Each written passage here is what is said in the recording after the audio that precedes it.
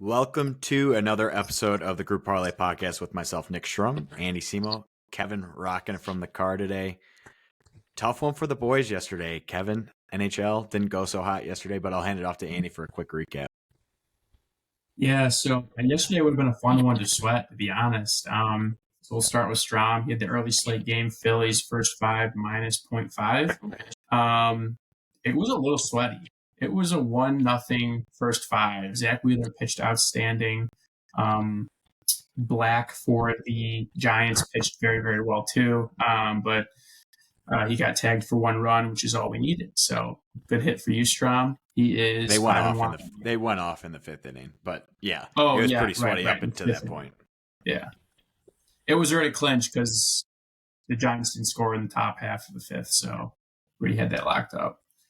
And then I had Rangers over 3.5 runs. They scored 4 in the ninth.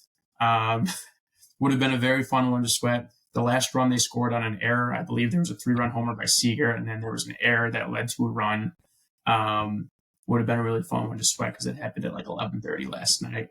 But unfortunately, Kev had Panthers 60-minute money line. They played really well, to be honest. The first quarter or the first period was really, really good for them. They ended up getting blown out. I mean, the Bruins goalie he's having one of those runs where it's like Jonathan Quick and the Kings. Like he could carry them to the Stanley Cup. He is on fire. We cannot fade the Bruins anymore. So. Yeah, no, they're a good team, and they had so many chances to score. Like, it was unreal. He was on his head for some of those. It was crazy. But what do you got talking sometimes? But yeah, I was watching that Rangers game. It was literally a routine ground ball to the first baseman, which went right under his glove. That caused that rally in that last run to come in. Yes. So. Just little gloat for me. I've hit my last 8 straight baseball bets. Crazy run for baseball. Crazy run for you. Don't jinx it. Well, I'm going hockey today. So going hockey today.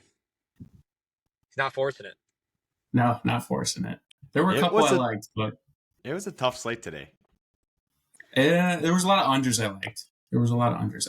But yeah, I agree. It wasn't the greatest slate. So with that, let's get into the picks. Strom, why don't you kick it off?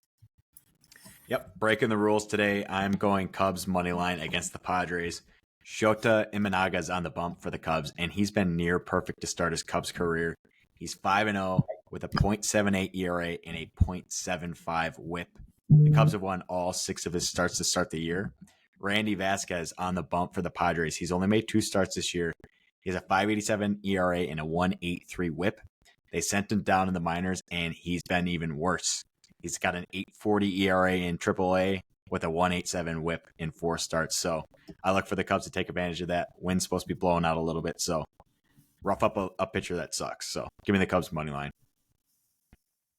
I mean, I love it. Yeah, I love this pick. The only thing, Cubs offense, as we've seen night in, night out, is terrible. And their bullpen is terrible. Makes me a little worried. I almost went Cubs first 5 money line. And I'm also worried Shota is due he's got to get hit eventually, but we ride the hot hand here. Belly could sneaky just come in the lineup today, too. They said he could come back this series. Wouldn't hate it. I think it's tonight or tomorrow, potentially. Yeah, it's today or tomorrow, so hopefully today. Give me a belly bomb. Yeah, I'll be enjoying this game with Strom's girlfriend in the Catalina Club. You enjoy. That'll be fun. All right, Kev, what do you got? All right, we're going NBA. I'm taking the Celtics minus 10.5. We are not going to be afraid of the number here. The Celtics covered the number every game that they won against the Heat, so 4 out of those 5, gentlemen sweep. Those were all double-digit spreads.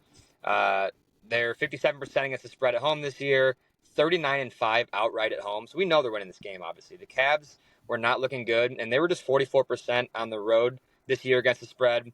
22-22 outright on the road. So again, we know the Celtics are winning. Just got to make sure they cover this number.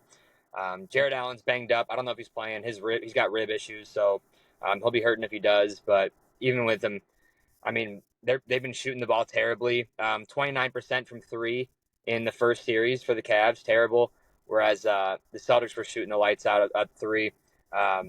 Derek White for the Celtics has been on fire, averaging like 22, 57% from the field, 47% from three the first series. They got three guys who can score the ball at least. Sam Hauser can make threes too, so I think they're going to blow them out. It's going to be 4 or 5 game series here. I'm scared of the number personally, but Celtics have proven like every day they are the best team in the NBA. A lot There's of no runs too here. It failed me Without last Porzingis, night, right? No Porzingis, but they haven't had him. All right. So I'll go last. Going hockey, I'm going Rangers again. Rangers last night. Rangers in the NHL tonight. Rangers over 2.5 goals.